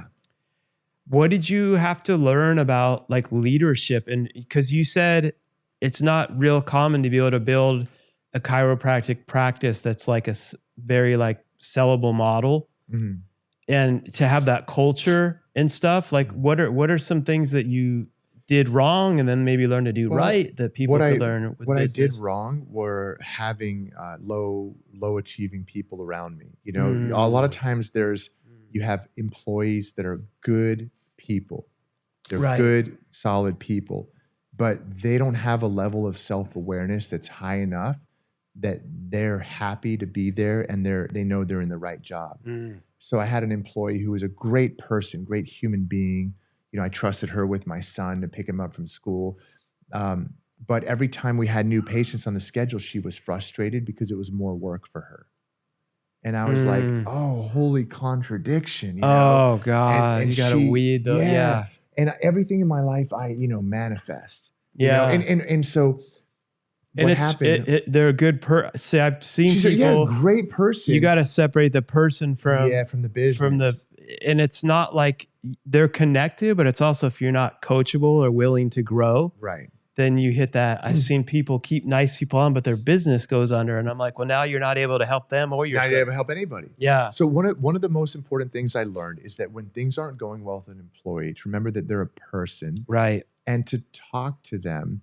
And my conversations usually go like this: "Hey, John, you know, how are you? Oh, I'm good. I'm good. No. How are you, John? I'm good. I'm good. You know, John, come on, man. What's going on? How's everything?" And you break through those layers. Right. You know, how's everything at home? You talking to your parents? How's your wife, your girlfriend, your boyfriend, whatever? How's everything? How are your finances? And pretty soon, in 10 minutes, you uncover like massive problems. The person's in tears. And then you have a talk with them and you go, look, John, I figured something was wrong because I've noticed your performance is not what you're capable of. Right. Because nobody wants to suck at a job. Right. It's a horrible feeling. It is. To be underachieving. People don't care. A few. But because I've had so many adventures throughout the years, but the majority don't. Or like you said, sometimes we've learned that we've helped people move on to, and they're like, actually, I've been wanting to go back to school, and we're able to, and that's exactly get them where I'm on going. Like the right path, and then bring someone else that's hungry. Yeah, go ahead. You nailed it. That's exactly what I was going to say. Is you basically, you're an experienced entrepreneur. Here we go, dude. Leadership, like with chiropractors, your thing, like leadership is my. That's like where I've had to learn from I learned from sucking and how. In our company, we were killing it. We were so good at it, but I learned I had to get so much better at leadership or else I'll never. So I became obsessed with it like leaders 3 years in. Leaders lead. Yeah. And then building other leaders is such a beautiful, like it's such a game changer. But then when you see them change, not only in the company, but when they're able to be like, dude, Mark, like what I learned, what you taught me, I actually applied that in my marriage and it made me like a better husband or a better wife. And I never expected that to be a part of entrepreneurship. Isn't that great? And I don't look at that with an ego. Like I look at that as like, dude, that is so freaking awesome. No, I can tell. Like, I love it. That's the juice. Yeah. Yeah. And that's what happened basically is I realized I'm having people around me that are not inspired like I am. And I learned to say to them, hey, you know, where would you rather be? No, I want my job. No, stop. You know, no, you don't. And it's okay because if you did, your results would be different. You know, it's like I can't hear you. I can't hear what you're saying because your actions speak so loudly. Right. So I would do that, but I have a way with people, and I have a way of breaking down barriers because I love people so like much. That. You know, so when you love all anybody wants is to be loved. Yeah. You know, so when you love somebody and you're like, Mark, you know, like cut it out, man. Look, no judgment. I just want to help you. Maybe there's somebody, Mark, look, no big deal. I know the office will fall apart without you, but I'll find somebody else. But look, maybe, I like maybe, that. maybe there's somebody that I can refer you to. Maybe I can write you a good letter of Yeah. recommendation. And all of a sudden you see that person's light brighten and then light turn on and they realize, hey, this person cares. And so, you can have like a healthy departure. yeah. And like basically when I got rid of, and this is the same thing I do with my coaching. So I take people and people say, I want this, I want this, I want this. And I look at their actions and they're here, and here. Yeah. And I go, hey, dude, you're not like this, you're over here. Right. And it's the same thing I do with my employees. And when you do that and you help people, instead of adding on more things, you help them to shed what's not serving them. Then all of a sudden it's like taking the blanket off of the light. Right. And it's just, whoa, the room is bright. Oh my God, new possibilities, new opportunities. So I found a new office manager and we were at a certain level of collections and visits. And what I did was I started realizing I'm going to build leaders and I'm going to turn this. Changes everything. Like the energy and your whole building changes. Oh my God. I empowered her and I told her like this. I knew in my heart our collections should be double what they were. And I knew our visits should be double what they were.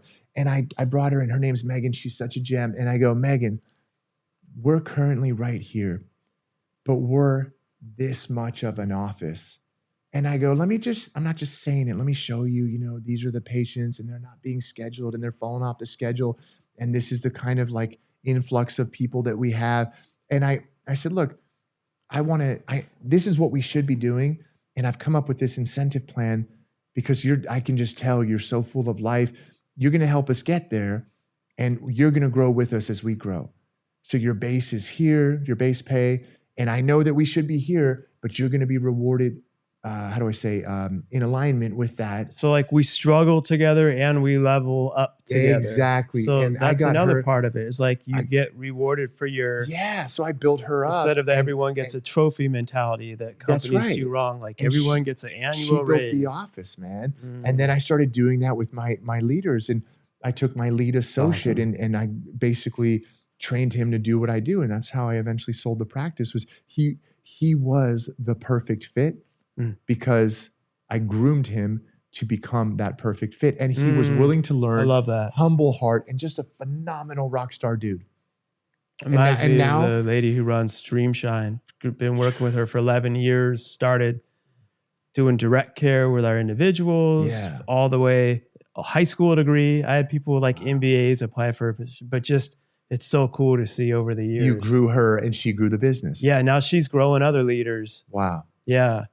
See that you empowered somebody. That's but it takes time. Oh, it takes a lot of time. Yeah. You have to pour into people. Yeah. My wife would sometimes call me and she's like, are you done with the day? And I'm like, I'm here with Dr. G, my guy, Dr. G over there.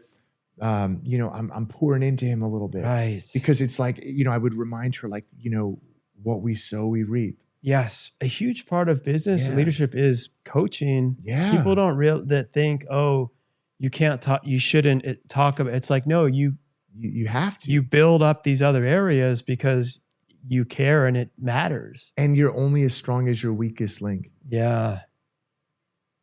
Isn't that wild? No, it's just the truth. And I'm sure you've had a couple people come and go that weren't willing to be coachable and you kind of had 100%. So here's what's cool is that in when I do business, Mark, I create an energy. And I like to think of that energy as both kind of like possessive and protective. Like your culture. Yeah. Like these are my people, and I'll go to bat for my people. Yeah. And what happens is we resonate so high. I tell my team, like, I'll go to bat for you. If a patient is telling me like, hey, Mark said this and Mark said that, I'm going to go in, if I need to stand up and say, no, Mark wouldn't do that. Right. So you need to be 100 with me so that I can do that for you. Because when it comes time and people tend to have more respect for the doctor, you're the owner of the business, whatever. We've, very few times over, 15 or now 20 years in practice, sometimes you get somebody that's upset Yeah. And I've stepped in and I go, no, you're not going to talk to my team like that. Right. You know, and I'll go in and I'll be the shield. Mm. And I'll, you know, That's right. yeah, I mean, you have to, right? That's what Yeah, leaders do. They that's stand in the right. front. They do. And you build the energy to the point where when those bad apples come in, I shouldn't really call them bad apples. They're not a good fit. They're not a good fit. They're not a good fit. Yeah. And when you've built your culture strong enough, They don't want to be there. They find their way out. they'll weed themselves out. But It's a when you're self-resolving building issue. it, I learned the hard way. Yeah. I have had, and I will say bad apples. I have had people that just maybe they turned out great later on, but they were Yeah. at a toxic moment in their life Yeah. I where they were negative, they were lashing. But what I realized was they were good at what they did, but they were really toxic and negative. I Yeah. lost good. It goes the other way too. Like you'll lose good people because they're like, I don't want to be around this negative. And I was if you being don't manage weak as a leader. if you don't, I kept them on. exactly. And the good people left. And then that started to become our culture. Oh, that's and terrible. then once I finally like manned up, womaned up and became like the leader I needed to be. And the person wasn't willing to, if I'll coach anyone, if they're willing to change and grow, we'll take them as far as they want. But when they're not, and they kept finally, it was like 2 years later, it should have been 2 years earlier.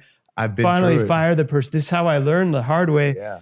When I came in, we only had like 5 of us. And I was like, what's it going to be? Everyone knows. Dude, it was like a huge cloud cleared out that I didn't even know was there because I had been living in it so long. That was so toxic and holding everyone down. And that's where I'm like, never again am I as the leader, like holding accountability, going to allow this to happen. And that's when I started being like so involved in learning about like leadership. Yeah. And those, I call those energy leaks. You know, those people, right? Or those things in your business. Yeah. We have to, again, so many people just keep pouring in more and it's leaking out the back. Yeah. Energy vampires too, I've heard. Yeah. Yeah, exactly. And you have to protect that. That's the other part of, and I always like to talk about it with all people is when you're building something, you're the leader. That's another part you have to do. You have to protect your culture. I mean, leaders It doesn't lead. just happen organically. No, leaders lead. Yeah. Because people think in this day and age, like you just have the 10 mission statements for your culture and everyone's gonna, Not it's even like, close. dude, you got to fight for it. You do. And it's a lifelong battle too. It is, man. Entrepreneurship is Yeah. not for the faint of heart. So you sell it like as we're getting close. I know we got appreciate your time today too. Yeah.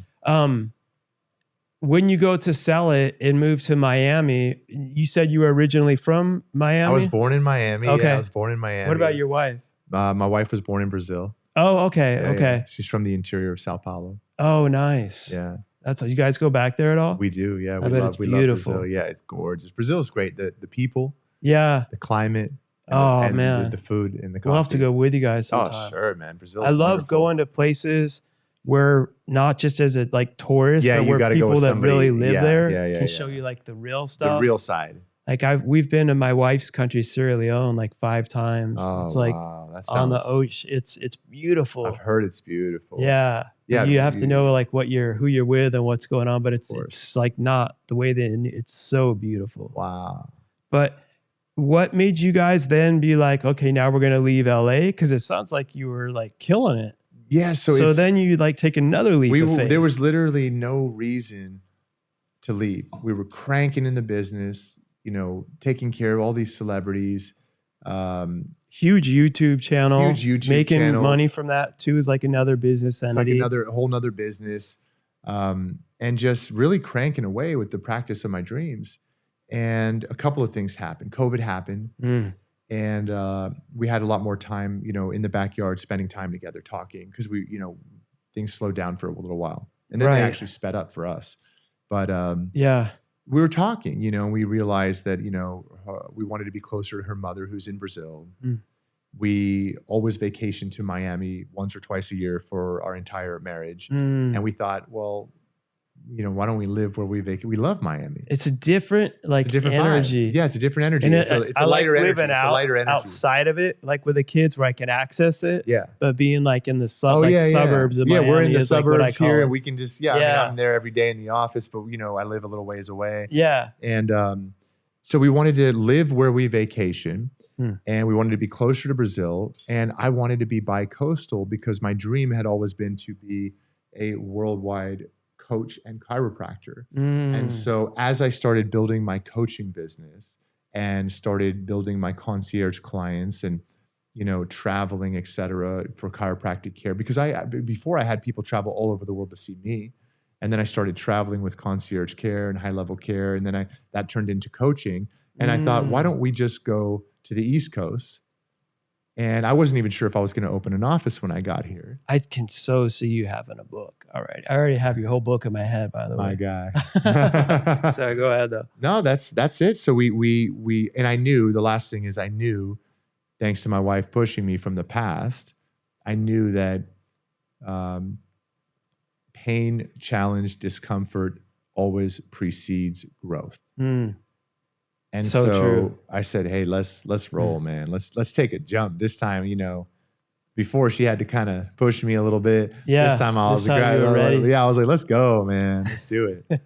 Did it help too with like how much stuff was closed down Yeah, it did, because we had and like time coming to we had here time and like to seeing think. stuff open? Did Yeah. that, Oh, sure. I mean, or not really? well, being a wellness doctor and being someone who can read and understand scientific literature and what have you, I knew that in Cali, it was as if things were being perhaps exaggerated, or things didn't make sense. You know, you had mask requirements that the rest of the country or even other countries didn't have. You had Yeah. articles from the Journal of the American Medical Association saying that a mask doesn't do a whole lot, but then you had the government, you know, so Like beaches shut down. yeah, beaches is fresh air. And so, you know, I always, you know, you have to follow laws and rules Of and course. regulations and, Yeah. and conform, et cetera. So, you know, you always want to be a law-abiding citizen. But I started realizing, okay, maybe this isn't the place for me. Hmm. And so that's why I said, you know, let's go this way. So, you know, we left and, you know, we established a new home here, and we couldn't be happier. And you have now your practice. How long ago did you open it? So it's just been 5 months now. 5 months. I just Yeah. checked out. I saw the video this morning. It looks Yeah. awesome. You got a sweet location too. We're right in Brickell. I'm sure it's very cheap. Free Yeah. rent.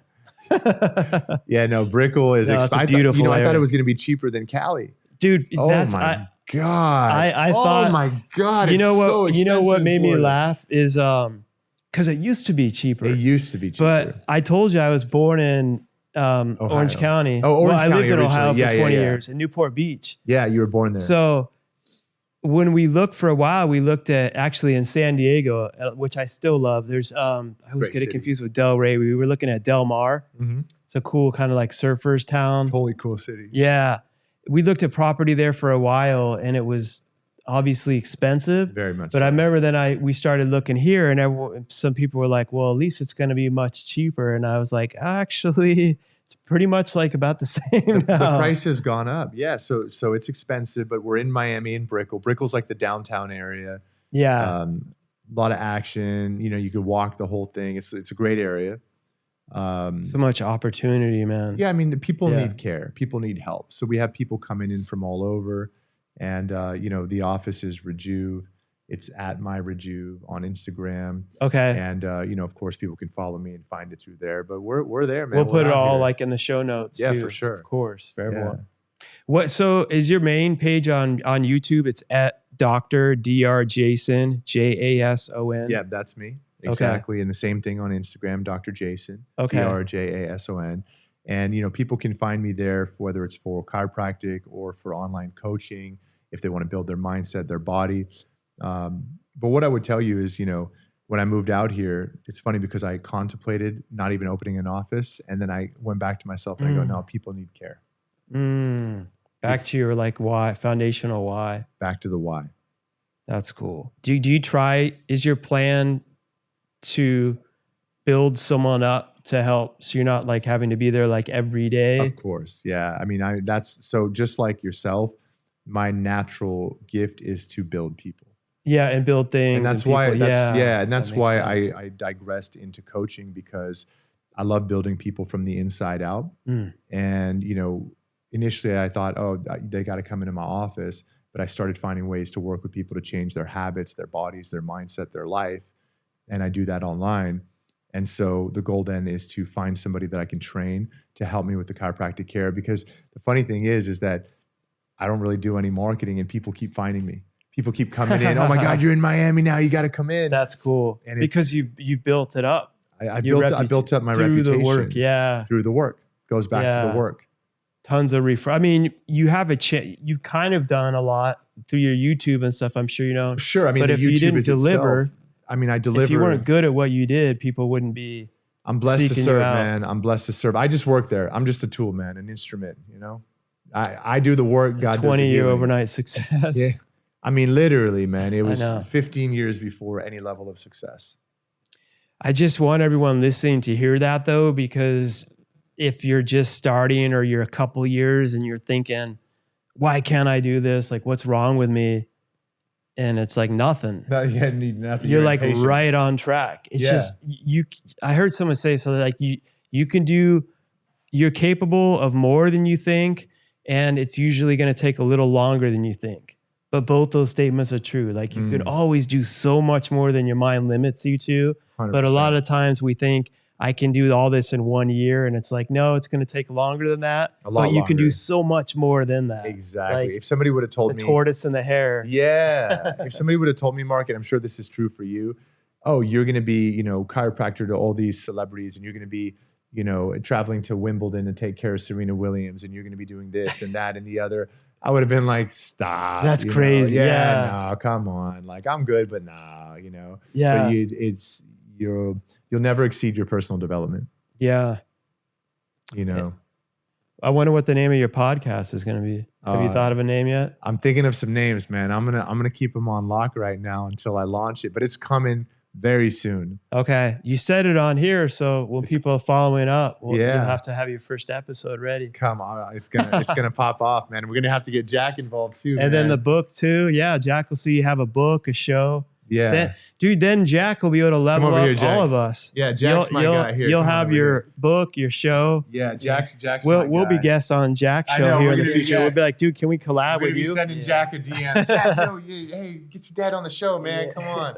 Yeah, this is my road dog, man. He's my best friend. I love it. No, I think it's really cool that you're here. I think that's awesome. I'm so blessed. The best education. He's my best guy, you know. That's awesome. With Jack and Dr. Jason, it's been an honor.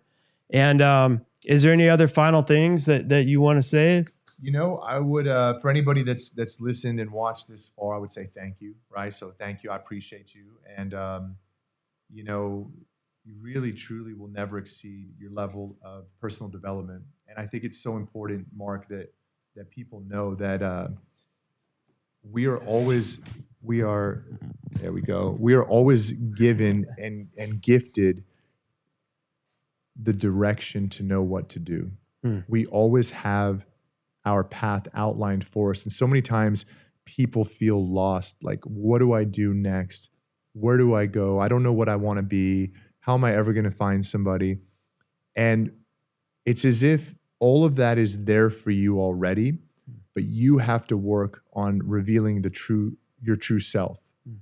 And you have to take that blanket off of the lamp. And again, we cloud ourselves with, you know, drugs, alcohol, you know, vices, distractions. And once we start removing the veils of those distractions, we start gaining the clarity needed to advance our position in life, whether it's a relationship, financially, emotionally, spiritually, mentally, physically. And similarly, with our health, many people live in a lowered state of health and they're out of alignment. They're poor. It's all interconnected, poor posture. And because of that, they're clouded. They have low energy. Their digestion's off. They're, you know, dark circles under their eyes. They don't feel good about themselves. They don't feel good about their body. And it's the same thing. And so just like chiropractic is a tool to get people into alignment, we can get people mentally into alignment through building the person from the inside out. And all of the steps are always there. You just have to open your eyes. I love it. And just a final thing on that, what you said too is you have this purpose in you, but it's blurry, and it's okay to not know like the how. But sometimes like just start from where you are. Like you say, when you were in tears in between patients, or you're waking up like, I don't want to get out of bed. Everything sucks. You're crying, but you take a little step, like you put those shoes out the night before. Just like it's each little thing. Like that's a victory. Like, all right, I got up, I went, I did the treadmill. Wins. Yeah. It's like each little thing that you do, like you take those, it doesn't have to be like take a little step, like a minute at a time. We have to stack our wins. The first thing is to wake up, right? You wake up at the time you say you're going to wake up. Stack your wins, right? You eat the right food that you know is good to nourish your body. You got another win. You do some exercise for yourself. You got another win. And then what you realize is that you can do all of that before most people wake up. It starts building. And you just build the momentum. And by the time everyone else is awake, you've already got 3, 5, 10 wins under your belt. And you start building your self-confidence. And what happens is people get so clouded by their emotions that it blocks the clarity of their true self. And it blocks the clarity of their heart, because the heart always knows. Separate the heart from emotions. 100%. And the way some action. Through action and through building the habits and the wins and the confidence. Yeah, a series of actions becomes a habit. Absolutely. So true. I mean, and it's needed now more than ever to everyone listening. Like there's wars going on. We're still in the PTSD of the world being shut down. You know, it feels like the economy's tanking, and everything you turn on the news, it's like doom and gloom. But it's like, no, like if we've made it through everything before, not only can we, but we're going to get through this. Yeah. We'll not just get through it. Like you're going to prosper through it. You just got to keep taking action. Like it sounds cliche, but it's just keep going. Keep moving forward. Keep going forward. And just make sure you're not tripping yourself up. And, you know, that was the thing that I did for so long is, right, you know, you can't outrun a bad diet. Yeah, that's true. You can't, here's a good one. You can't outrun a bad conscience. You'll never outwork a bad conscience. If you make decisions that weigh your conscience down, right, and you have a high level of success in one area, you will suffer immensely in other areas because of karmic debt and because your conscience is weighing you down. So until you have true conscious congruency, you are the person that you say you are the person that you believe yourself to be, and you are the person that you want to be. Until you get those aligned, you won't have true success, you won't have true happiness, true contentment, and true self-love. And so it takes somebody who's in a relationship that they're unhappy.